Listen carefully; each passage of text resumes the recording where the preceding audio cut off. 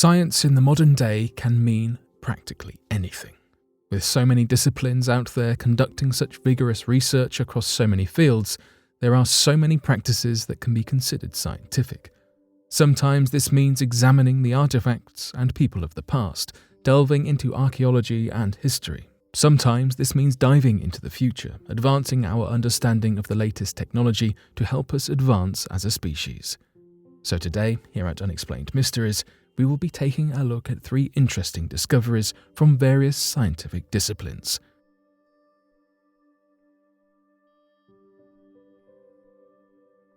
Archaeologists have discovered the skeletons of warrior women in Mongolia dating back to the period of Mulan. The legend of Mulan has been immortalized in more ways than one. From Disney's retelling to statues commemorating her, the story of Mulan is not unfamiliar. According to the original legend, Hua Mulan was a woman who took her father's place in the army by disguising herself as a man. She performed exceedingly well, turning down offers of high positions before returning home and revealing her true gender. While the big screen has seen a few retellings of this legend, the Ballad of Mulan is the earliest printed version of the legend that we can access. The ballad was part of a 12th century anthology recounting heroic tales, though the legend had been spoken about for centuries before then. And now, archaeologists believe that they may have discovered the skeletons of 2 women who might just have inspired the legend. In Mongolia, archaeologists uncovered 2 skeletons dating back to 1500 years ago. The 2 sets of remains have been confirmed to be of women who were alive during the Xianbei era, in keeping with the time the Ballad of Mulan was produced, and studies of their bones suggest that they may have been warriors of some description. The bones were far from being in perfect condition, though the large markings on them seem to tell the story of the 2 women. The size of the dents and imperfections have left specialists to believe the women were skilled in archery and rode horses. This, when taking into consideration the conflict during this time, could very well indicate that the 2 girls were warriors fighting in battles.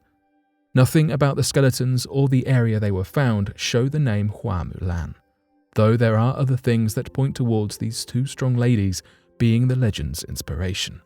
The 2 skeletons lived within the 4th or 5th century, dating analysis has revealed. The pair were uncovered during the excavation of an archaeological site, Arjin Gozgor, in the Orkhon province of northern Mongolia, and were found in the cemetery. The ongoing research that allowed for this discovery to be made in the first place was investigating the prolonged effect of horseback riding, archery, and trauma on the bones as part of a study conducted by researchers at California State University in LA.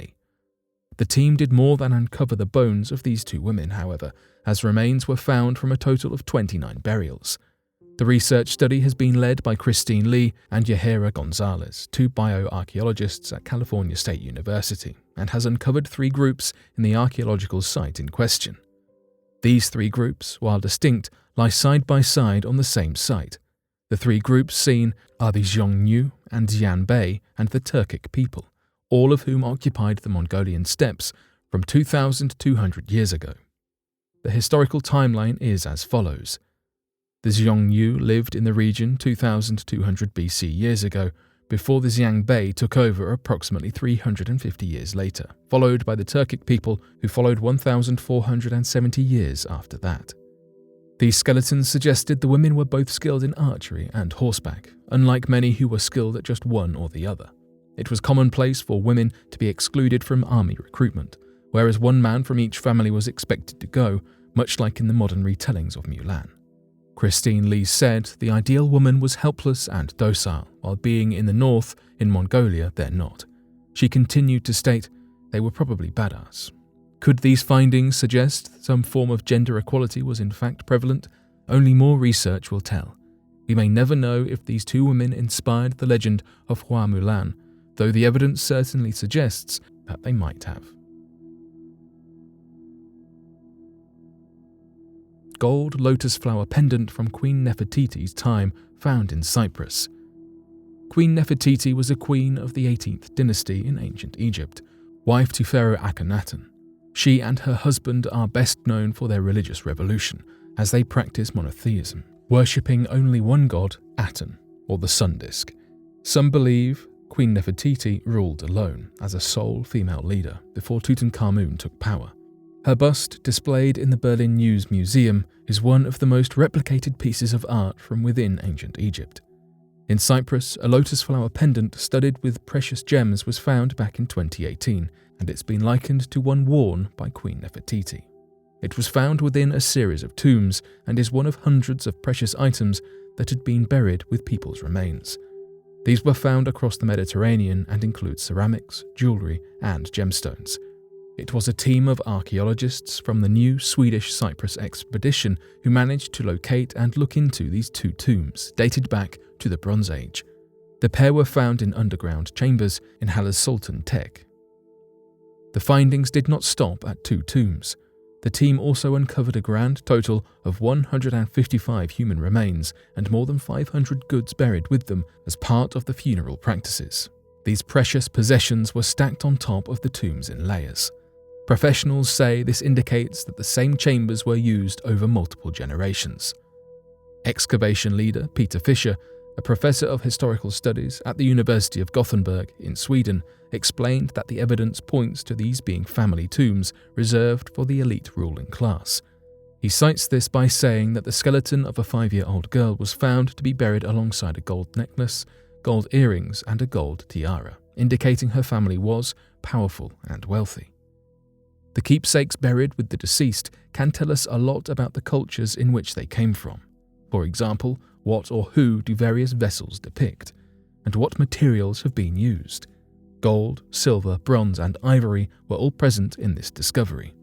Fisher singled out a ceramic bull that had been found, saying the body of this hollow bull has 2 openings, one on the back to fill it with a liquid, likely wine, and one at the nose to drink from. Apparently, they had feasts in the chamber to honour their dead. The goods that were included in the burials did not just reflect the culture from ancient Egypt. There were also distinctive gemstones from India, Afghanistan, and areas around the Baltic Sea found, namely red carnelian, blue lapis lazuli, and amber respectively. These are reflective of the huge trade networks in place at the time, as these communities and areas would often communicate in trade. The team managed to date the jewellery back to the ancient Egyptian era by comparing this jewellery with that of the time. One member of the archaeological team said Nefertiti wore similar jewellery.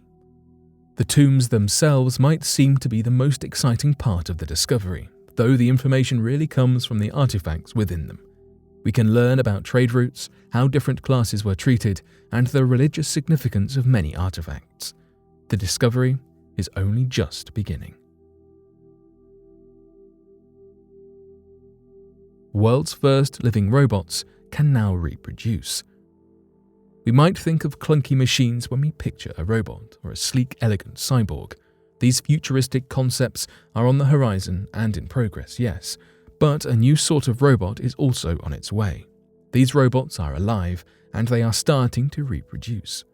Xenobots, the world's first living robots, are made from the stem cells of the African clawed frog, though are less than 1 millimeter in width. These blobs have remained strong through a number of tests, proving that they can move, work in groups, and regenerate themselves. Scientists at the University of Vermont, Tufts University, and the Wise Institute for Biologically Inspired Engineering at Harvard University have been working on these living robots and seem to have discovered a whole new form of reproducing that is distinct from any animal or plant that we know of. Josh Bongard, a computer science professor and robotics expert at the University of Vermont and the lead author of the study, said, "It's not so much what a robot is made from, but what it does, which is act on its own on behalf of people." He continued to explain that whilst it is a robot by his previous definition, it is also an organism made from genetically unmodified frog cells. It has now been observed that xenobots can replicate under rare and specific conditions. They underwent a process known as kinetic replication, which before now has only been known to take place at a molecular level. This, combined with artificial intelligence, is helping to make this replication more efficient. Before we know it, these xenobots will be in their prime, replicating efficiently and with ease. This has made scientific history and will continue to evolve and do so.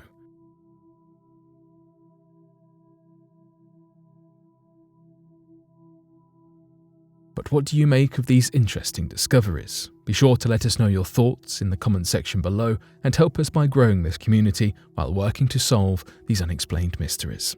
Thank you for watching, and don't forget to subscribe for more videos.